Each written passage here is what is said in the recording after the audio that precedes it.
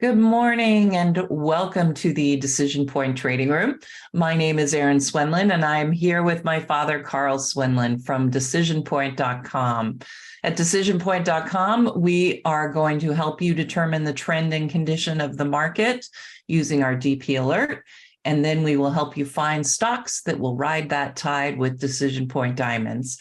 And today we are going to go, basically, Carl's going to start. He's going to tell us what's going on in the market after a quick little discussion about something that's on his mind. I'll then be doing the sector and industry group review, and then we will finish off with your symbol requests. In order to put your symbol requests in, please use the Q&A box because we will not be watching the chat box. The chat room is for you. You can go into the chat room, talk amongst yourselves. Just make sure when you write a comment that you use the drop-down menu above the comment to send it to everyone. Otherwise, you're the only one who sees it because we don't monitor the chat room. I do have somebody in the chat room to spur the discussion on. Fred will be there to welcome you, so I welcome you to go into the chat room and check it out. All right, that is it for all of our everything, I think, to get started. So I'm going to pass it to you, Dad. Okay. We're going to start out with the regional banks chart. I think this is one we should all keep our eyes on a regular basis. Every time I hear somebody talking about it or see them on the TV, they're still saying that this problem, this banking crisis is not over, although we don't see any manifestations of it right maybe at this moment, but it is going to take a while to shake this out. Right now, you can see the reverse flag on the chart here, or pennant, which really is telling us that it's probably going to go lower, probably a lot lower. Notice that all along here, it's still moving in a very narrow range and more, it keeps tightening up. And, this is one of those situations where you might think, well, after the correction, it's going to break out and just resume happy days. And I don't think that's certainly hasn't happened yet, and it's not likely to either. We have, if I want to take a look at the PMO, it is rising slightly, and it may even be crossing over. Yeah, it's crossed over, but I wouldn't pay any attention to that as a buy signal at all. When you get this sideways movement, the PMO is going to level out and it's going to move back towards the zero line.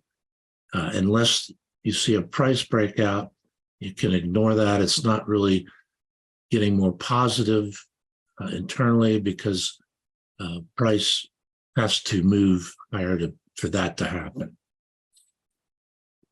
Notice that the internals here, the Silver Cross Index stocks above there with their 20 above the 50-day moving average. Golden Cross Index, that's the percent of stocks with the 50 above the 200-day moving average. And then here we have stocks above their 20, above their 50, and above their 200. And they're not zero, but they might as well be. They're just, it looks like there's probably one or two stocks in the group that's not suffering. It would be interesting, Erin, to figure out what that is. But I would say even that, then it would not be a good buy, but it might be the first one you'd look at if this group starts coming back alive. Okay. Oh, yes, I did want to say this link, you can take a screenshot of it. It's a video that explains the insurance on bank accounts and on brokerage accounts. one of the comments I've heard in the last couple of weeks, and not just once, but that the Schwab Bank is having some difficulties. Let's just say that. I don't know the extent of it, but it's. I also have an account in the Schwab brokerage, and that concerns me. Well, how does the bank?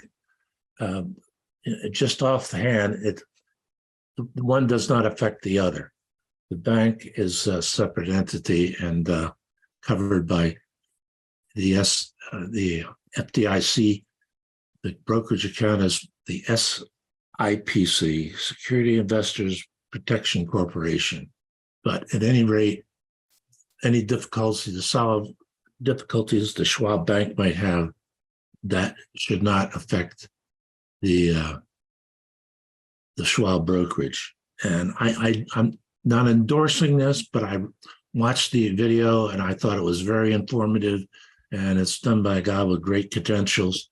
So I do urge you to watch it. Do you have any doubts about your insurance? FDIC, it covers up to $250,000 in a bank account. And apparently it covers everything based on what happened at the Silicon Valley Bank, but they can't cover everything. So if the bank problems continue, banks continue to fail, they will be not saving everybody like they did at the first out of the slot there. Okay, let me move along to the market. Here's SPY. Notice we had a very steep rising trend here, and it broke down last week. Right now, the rising trend angle is moving to a less accelerated angle. Probably, if we extend this first line here, it'll probably be where it stops. But right now, the PMO is above the zero line, but it's actually moving sideways. It may top. This is something I have on that first chart.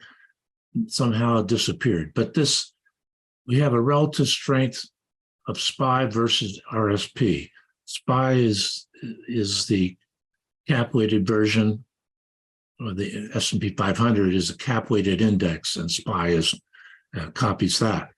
The RSP is the equal-weighted version of the S&P 500. So what we do in this panel is we keep track of when the equal weight is doing better than the cap weighted.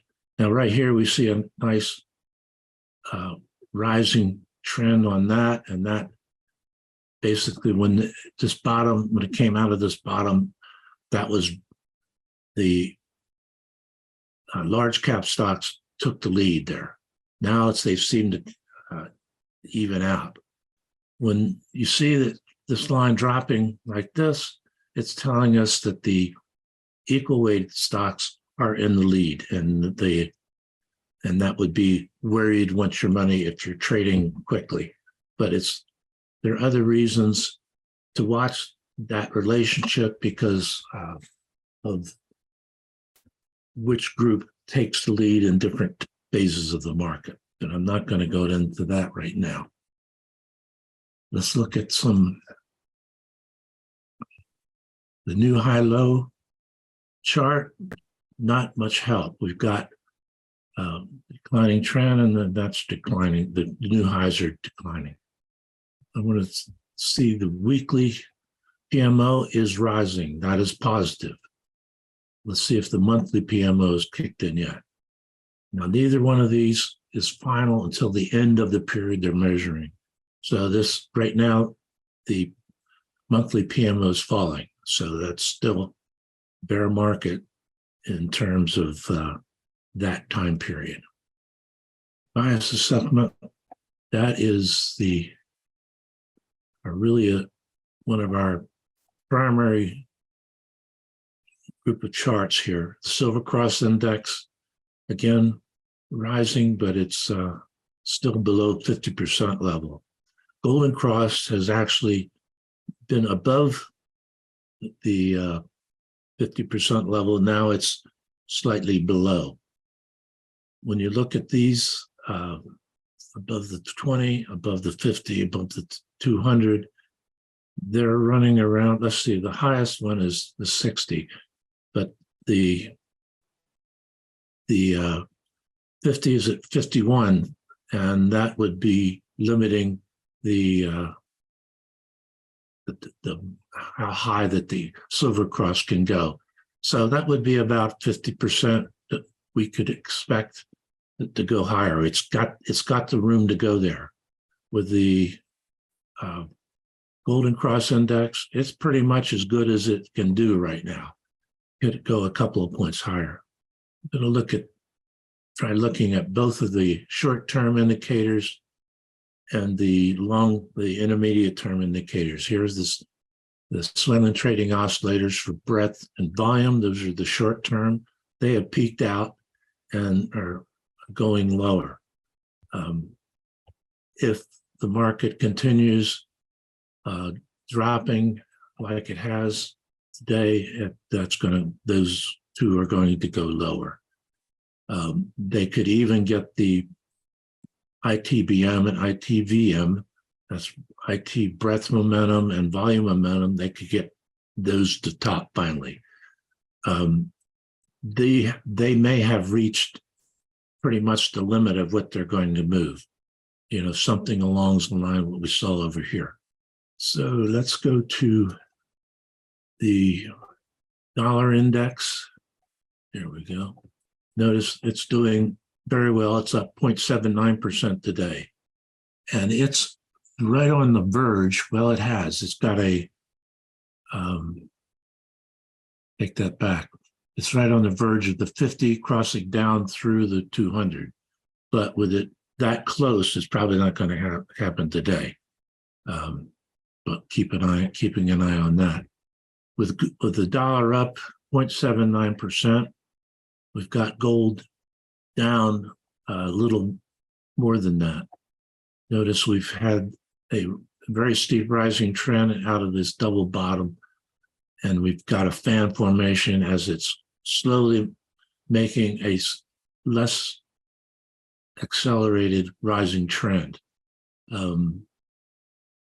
Not sure when it's going to be done with that, but if you'd like to see something about this angle, when it gets too steep, you can just look for it to go into some kind of corrective action.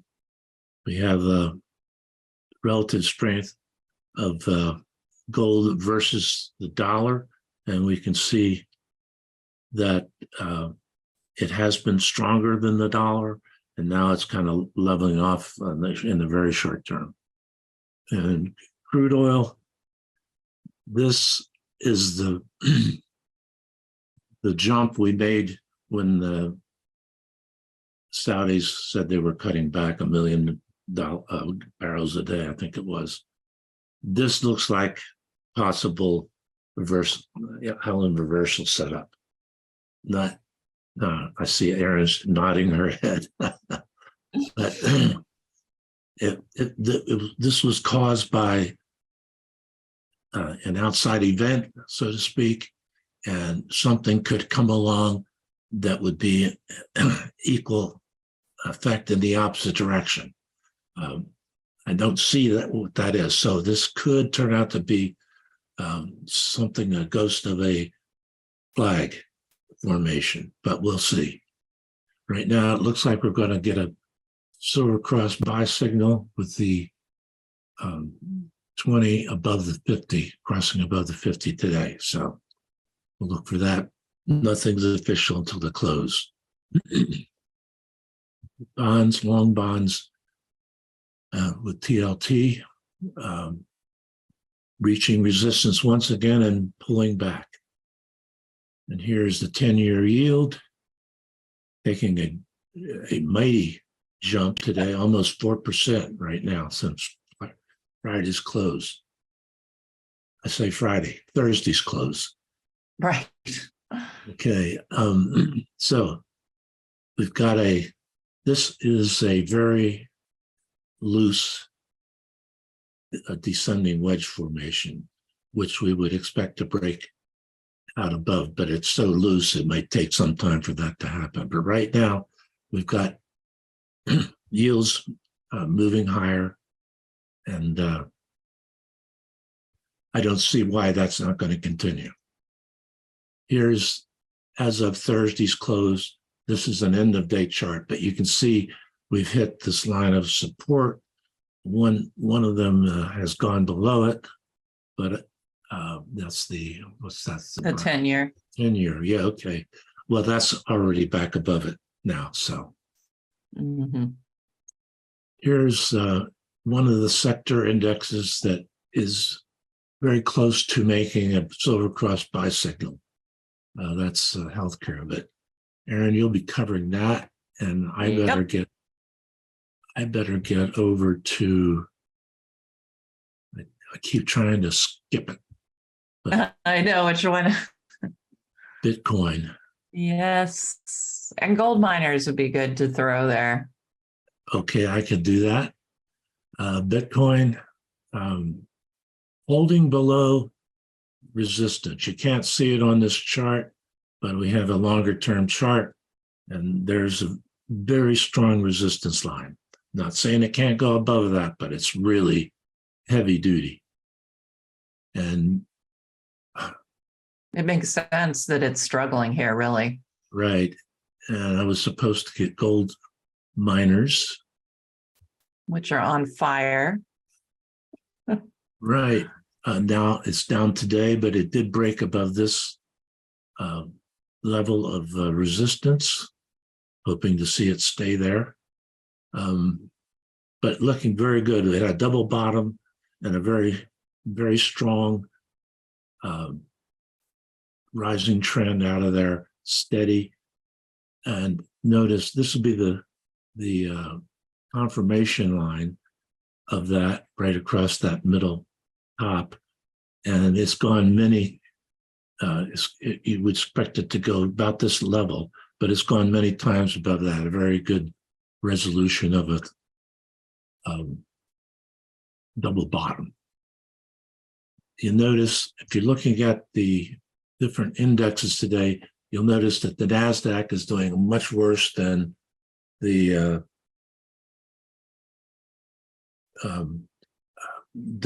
Dow. And that is because the large cap tech stocks are not having a good day, Apple being one of them. I'm going to skip that because I have gone about the length of what I should on my section well, here. I know everybody's interested in those charts, so it's quite all right. Somebody did mention, I just saw it pop up, that's a rising wedge on Apple, and that is correct. Yes, it is. And it's bound to break down. I mean, it's not guaranteed, but that's what we expect when we say a rising wedge. I mean, all right. And let's check Amazon, not doing as well. They have a lot of different business than Apple, even though they tend to hang together in terms of large cap tech. Ooh, nice rounded bottom here, but notice it's many touches of this line here. Meta still in a steady up swing, 150% advance since the low. Microsoft, again, a nice rounded bottom. And it has broken above that line, but it's back below it now. You see, down almost 2%.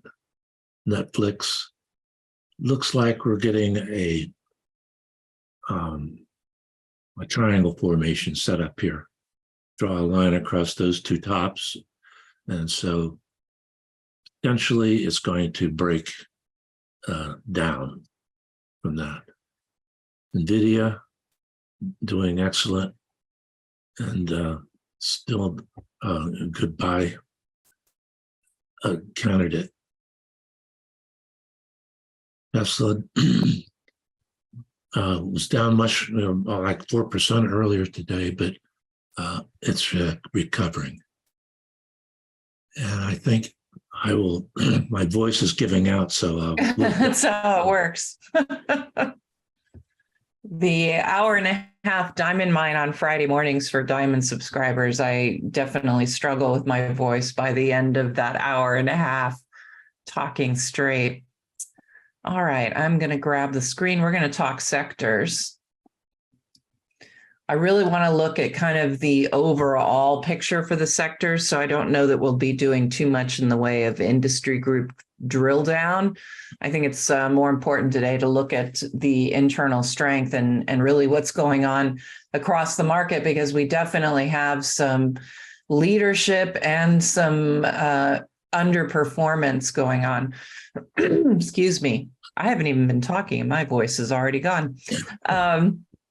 So utilities are looking very strong. They had a very strong breakout last week. You could see the PMO now getting above the zero line. So utilities showing a lot of internal strength right now, but we'll look under the surface so you can see what I'm talking about.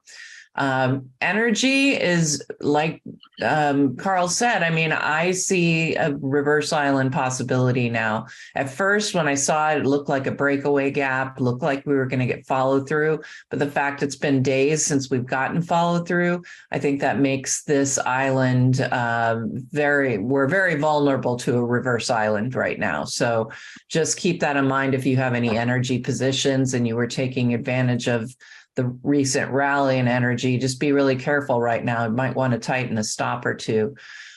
Staples also looking pretty healthy here.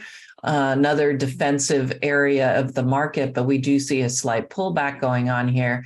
But really, my first thought when I look at this is a possible bull flag that is forming, but we'll see. The other strength is, interestingly, in comm services is doing very well. You can see that brand new golden cross of the 50 and 200.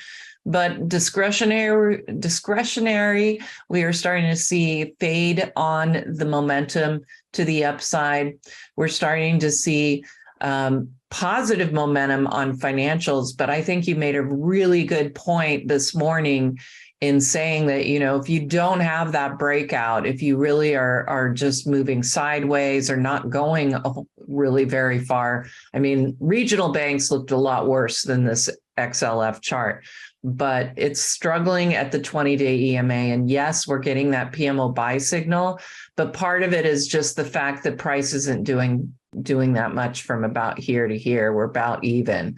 So that's caused that PMO to start to turn. We did get a little bit of rally here, but ultimately I don't trust financials, and full disclosure, I still own an inverse on financials. The healthcare sector, I really like what's going on here. It's just been in a really slow meltdown here, but we got a nice rounded bottom here. We're getting a breakout. And this does look like a lot like a bull flag as well.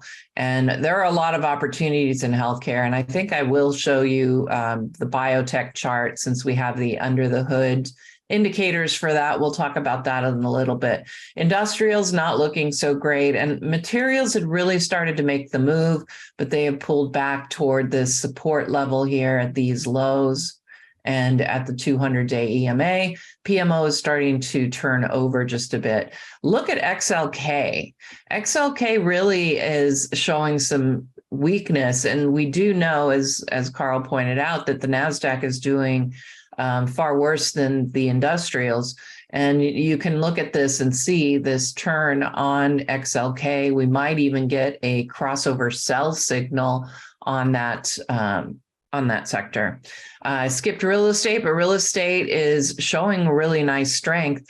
And, you know, this buy signal looked a lot more viable coming off of this rally, but, and we still have a flag formation. So I don't think it's over for real estate. Real estate is considered a rather defensive area. And if you've got Consumer staples, utilities, and healthcare starting to look interesting. I'm not surprised that we're seeing some action here in real estate. But right now, the market is really at a decision point, if you will. We've got a lot of bullish indicators out there, but we're starting to see some deterioration on our Swenlin trading oscillators.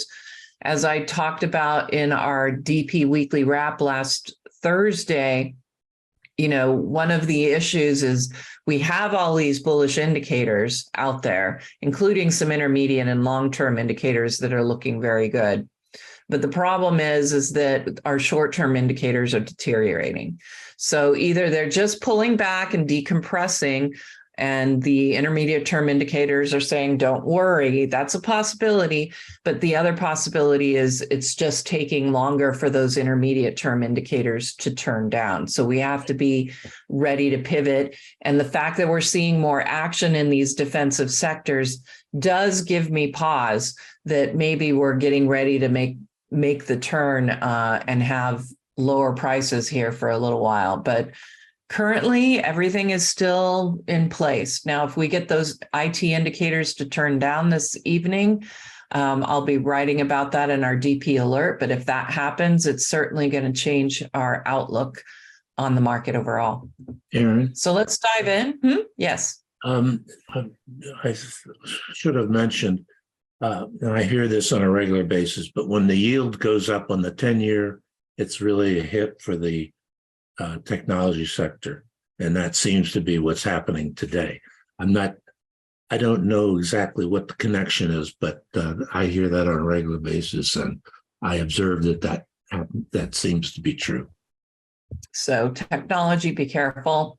Interest rates, maybe it's time to start looking at PFIX again, or inverse on, or inverses on bonds right now. It's still early, though. We still could get that breakdown. So I'm a little nervous to go just directly into a interest rate ETF at this point, but I'm definitely is on my radar. All right. So let's go in and look just briefly at the under the hood indicators here. This is my wrong list, so forgive me here. And Dad, I know I didn't download the right charts. I don't think I did. I'll have to see. You can tell me as we're going through if there's something that's been annotated since I got these chart lists from you. So yeah, it's you'll be fine. Okay, good. You know how many annotations you changed. So, all right. So comm services, like I said, still looking pretty good. You've got the golden cross happening here. The increase in the rising trend. The rising trend really has not been compromised yet. So this area is still looking rather strong. And looking under the surface, we do have above 50% readings on our silver cross index and on stocks above their 20, 50, and 200-day EMAs. Stochastic staying above 80. So I would say, and you can see just from the relative strength line, comp services still look all right here. Discretionary, remember the PMO is turned down. We did get a silver cross on consumer discretionary. That's where the 20 crossed above that 50-day EMA. But we wrote when we saw this, because we always notify our DP Alert subscribers, hey, this signal happened. But after it happened, we definitely didn't get super excited about consumer discretionary, because our sense was that, these EMAs are kind of close together, and we're probably going to see some whipsaw on that 20 and 50-day EMA. It just didn't look really solid, and it seems to be the case. Consumer staples, I told you, look pretty good. This looks like a flag formation to me. PMO is really rising steadily. It looks like we might be decelerating a little bit on today's decline, but overall indicators look good.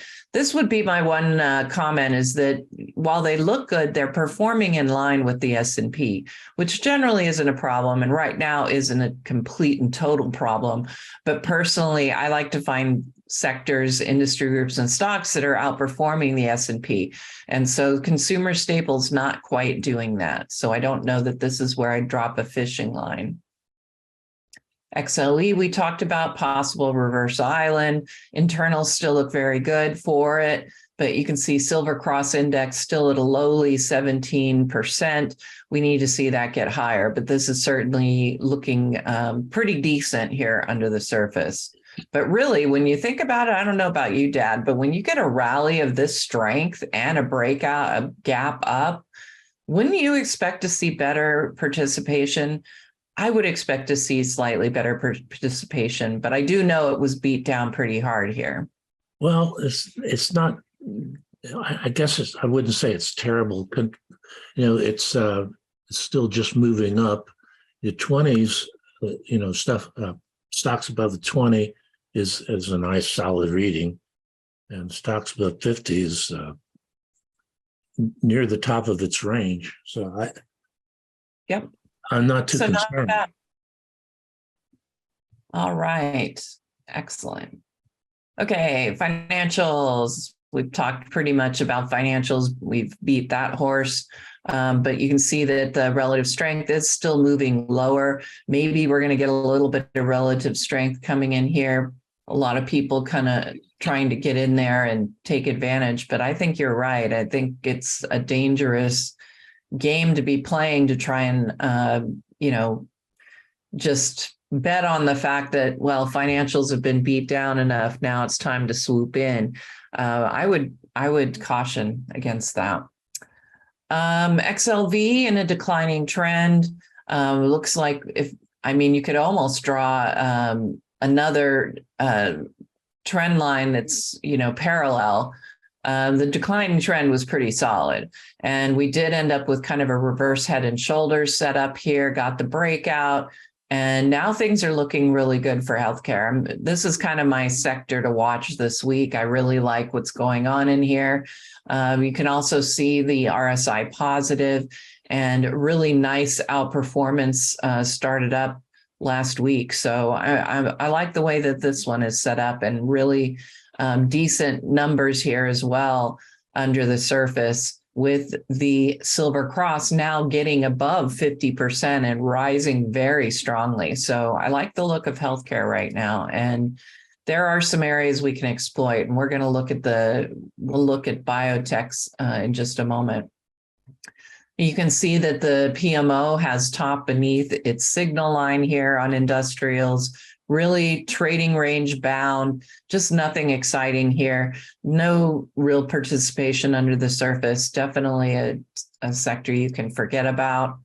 Materials have pulled back. Like I said, they were looking pretty interesting here on this rally. And maybe it is a matter of just digesting that rally, and then we'll see it take off again. But with this kind of participation under the surface, I think there's a lot more work to do here for materials. And if the dollar does start to see a little strength and gold does pull back a bit more, that's going to really put some gravity or downside pressure on materials. Real estate, we talked about on that thumbnail, and performance is pretty much in line with the S&P. This is the one we're kind of concerned about here, is technology hitting overhead resistance, making the turn, PMO also turning down, and we're starting to see some deterioration under the surface. We still have over 50% readings here, but they are definitely in decline. And you can see that relative strength is starting to move lower as well for technology. So it does look like it's time for that pullback. Utilities, nice move above the 200-day EMA, and now pulling back toward that breakout point. So that's nothing really new, exciting here, but it's doing what it should do after a breakout. It's pulling back a little bit. And those pullbacks are great because those are what offer you opportunities for entries. All right, I promised you IBB. We looked at regional banks. We do have the information under the surface for the biotechs now. And when we look at this one, this is the group, if I'm going into healthcare, that I'm always, my radar is up for, because this is where you can find a lot of opportunity. But at the same time, biotechs do tend to be very volatile. So you have to have your antacid next to your screen if you're going to start really dabbling, if you're going to really expose your portfolio in a big way to biotechs. I usually take very small positions in biotechs just simply because they do move so volatilely. But you can see we're starting to get increase in participation under the surface.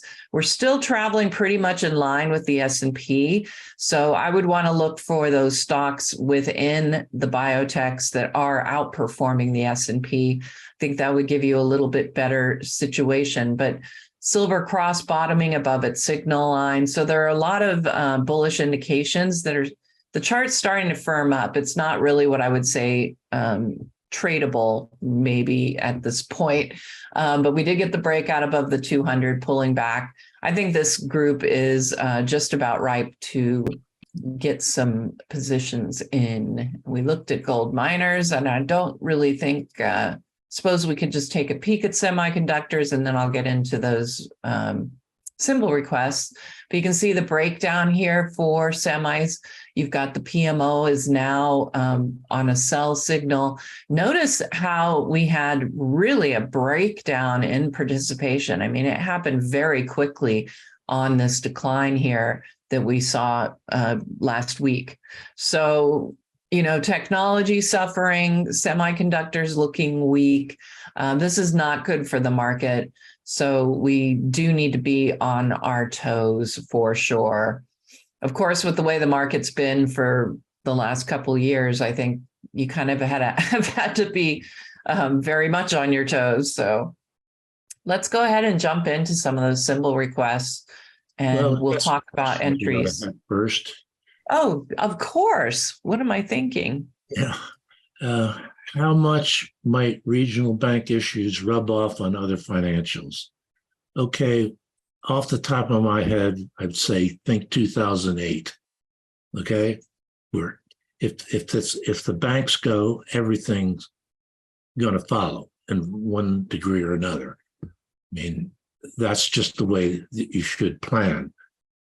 I don't know what's going to happen, but yeah, financials will be affected, of course, and it'll just continually roll downhill. Let's see. How about money market funds at Schwab? Well, if you listen to that video that I include everybody in on at the beginning, I would say listen to that, and it'll help you. Maybe you'll answer that question. It's about a 15, 60-minute video, longer than I normally watch, but I think it's really well worth looking at it to refresh yourself on the safety. Yeah, this is on demand. So if you are watching live, you should be able to rewind back to get to the link that we put on the chart at the very beginning, the very first chart we looked at today. So the link is on there that you can screenshot and get to. We may have that link under the YouTube video, but I don't know that we'll have that for sure. So that's how you can get to it. Right. And let's see, anything else? When do you sell? That's a pretty broad question. I'll show those exits on a 5-minute candlestick chart. I don't know if that's what you were talking about, but this is a completely standalone question, and it's not very specific. Great. What do you guys think of now? I think we need to just follow the charts. I think we need to be not too in love with the bull market. I think we need to be very alert and ready to jump out. I just think it's very precarious, and there's a big load sitting over the fan, people. Gold and silver topped out based on the strong dollar continuation. My opinion is no, gold and silver are on an uptrend. Gold is just below all-time highs, and I think the environment is excellent for gold and silver. Yeah, Not every I single like. minute of the day, but yes, I think that gold and silver should have a position there. What do you have to say? All right. I think that was it. Yeah, we will try and post that link in the Q&A, and that way you'll be able to get to it. But it would be under the YouTube video. If you're watching on StockCharts TV, I don't know how they have those links set up, but we'll find out, won't we? Okay, is the internet sector still strong? Well, like I said, the comm services look pretty good at this point. So I would say, I don't want to say that any sector is strong, if you will, but it's certainly showing leadership right now. It's looking pretty healthy under the surface. Right. All right. Here we have. There are a lot here. I know we're not going to get to all of them, so I will try and go through as quickly as possible. There's one question here. I should make the point that not all banks in the country are in bad shape. They may be or they may not be. I don't know, but I'm not implying that all banks are in bad shape. But the regionals don't look good based on that chart. Okay. CMC, SA. Yep, I see that first one. We're good. Okay. All right, so what we're going to be looking for, I just want to go through it really quickly so that we can go through the other ones quickly. I'm looking at an RSI. I want it above net neutral 50. That means it's positive. I want to see PMOs that are rising at the very least. Having them above 0 is a plus. Having them on crossover buy signals is generally a plus. I want my stochastics to be above 80. The OBV, we would like to see it rising with price as a confirmation, and we don't want to see any reverse or negative divergences. This is the relative strength area, and this is telling you how the group that this stock is in is performing against the S&P. So how's the group overall? Then we look at, well, how's the stock doing against the S&P? But then this is my secret sauce, and this is comparing the stock to its group. That way you're finding stocks in this case with a rising trend here. This stock, CMCSA, is outperforming its group. So at least you know if you're going to be in, that's one way to make sure you're in a stock that is stronger. It's not foolproof. It doesn't always work, but it does get you looking in the right direction, I would say. All right, I see a reverse head and shoulders here. It did execute with the breakout, but it's not doing much. However, it is staying above this support level. I see right now we have a bullish engulfing candlestick. And as I was talking about all those indicators, all of the things that I like to see are happening on this chart. So this is a bullish chart to me. We'll look quickly at the weekly, and we can see it looks great on the weekly. We have a PMO, weekly PMO that's bottom above the signal line, and a weekly RSI that is positive. The scooter is the StockCharts technical rank, and I like to see it in what I call the hot zone above 70. That means that that stock is in the top 30% of its universe as in regard to trend and condition, primarily in the intermediate to long term. You can look it up right over here. Just click that glass and look for the Chart School article on StockCharts technical rank, or the scooter. So this is looking pretty good. We've got some upside potential here. To the next level is about 7.25% upside, but the stronger level of resistance is up here, and that would be a 15% gain. So this one looks pretty good. We're going to go to the 5-minute chart. This is where I determine entries and exits. What we're looking for on a 5-minute chart is at least a rising PMO, a positive RSI, and on balance volume. We want to see, again, something that is confirming what's going on and not showing divergences. A conservative buy point would be a PMO crossover combined with a positive RSI. So the last buy point occurred right here after the crossover as the RSI was positive. And that would have gotten you in about 37.83. So obviously we're trading higher than that. So we need to either consider an order where we had the last buy point, or we look at what the new support and resistance is and what's going on with the PMO. And currently, I would say I'd be looking for that pullback right here as a possible entry point. However, the PMO is suggesting that we may not get back down there, although I'm noticing, and if I update this, excuse me, you can see the PMO flattening out. So maybe not a good buy point here. You can also see a bearish engulfing. So if you have the time and you can watch these charts, that will improve your entries. The exits are very easy. When the weekly PMO turns over, that's your sell point. All right, now we can get through the others quickly. IV, yeah, it's too late to get quickly through that one. Yeah, nope, I can do this. I can do this.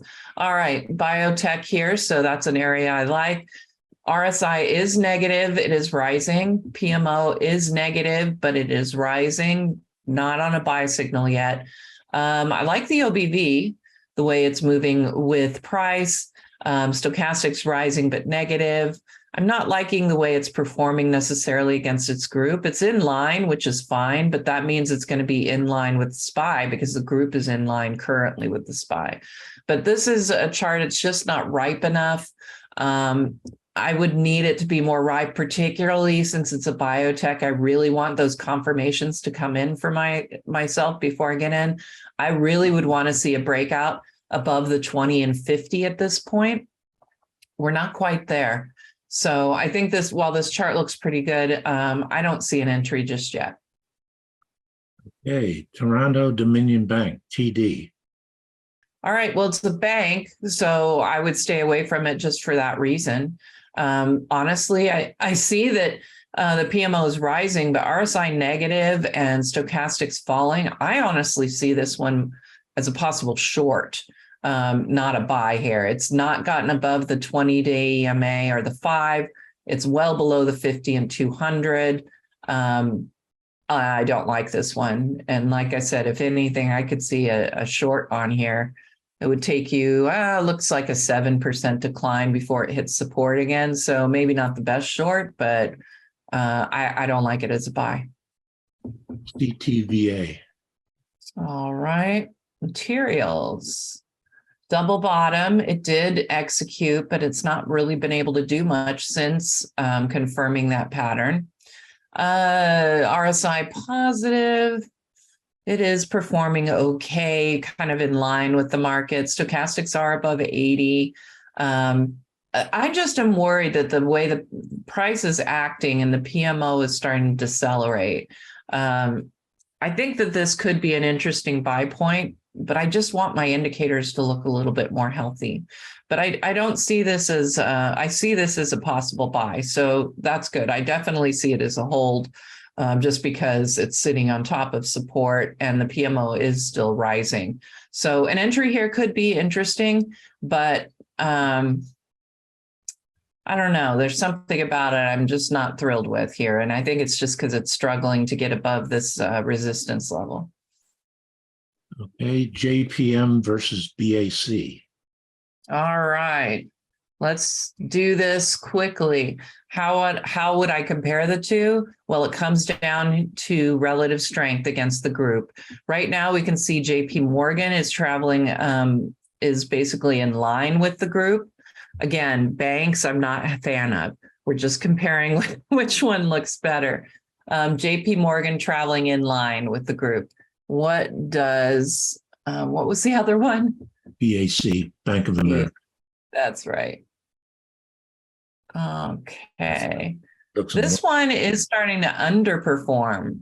So, that would tell me that the JP Morgan would be better. Just looking at the two charts, I mean, neither of them look good. Neither of them look good. They're all failing at overhead resistance. Yes, the PMO is moving up, but Carl covered that when we talked about that first chart in regional banks. We're not getting any real breakouts here. Yeah, the PMO is moving up, but price isn't doing much. It's tending to zero. It's retracing back to zero because nothing's going on with price. So of the two, I would guess I would go with JP Morgan, but honestly, I don't see any of them as a buy. CVS. All right. See, I'm moving pretty quickly here. Oh, you're getting there. All right. Nice rounded bottom here. I do like healthcare, as we talked about earlier. CVS, maybe not the strongest choice in this in the group of pharma, but it is traveling mostly in line. It does seem to be showing some problems with relative strength. A lot of that could just be due to today's kind of harsh pullback here. I mean, the RSI is negative, stochastic's starting to fail. I think I would probably hold on to this one. What's a stop level of about 5.5%, maybe 6% would take you under this support level. If you wanted to do a new entry on this, I see enough on the chart that you could make a case for it, but I don't know, that RSI really worries me there. I think I'd be really careful with this one. I think there's probably better choices within pharma. Okay, why is PFF not going up even when the market goes up? It is the preferred stock ETF. So certainly it's a different universe right out the gate. I couldn't explain to you exactly why. I don't know, Dad, did you want to explain that? No, it's not. I don't really think about that. And it's a different animal that we're used to. Yeah. Not all stocks are obviously preferred stocks. And so that would explain kind of the difference there. It's just a different universe that it's traveling in. Looks like a flag formation. RSI is pretty much neutral. I like what the PMO is doing. Oh, stochastics really have me interested. They're starting to turn up. So this really does look like a flag formation that I would be looking at. I think this one is bullish. Upside about 8% if it can get back up to these tops. So not so bad, but there's a lot of resistance it's going to have to deal with. It might be it's a slow mover, but it is an ETF and it offers that diversification. EOU.TO. Oil and gas. Well, we talked about oil and gas. We're a little nervous about that possible reverse island. This one's not having that issue. There's no island here. It's on a nice rising trend, certainly having a great day.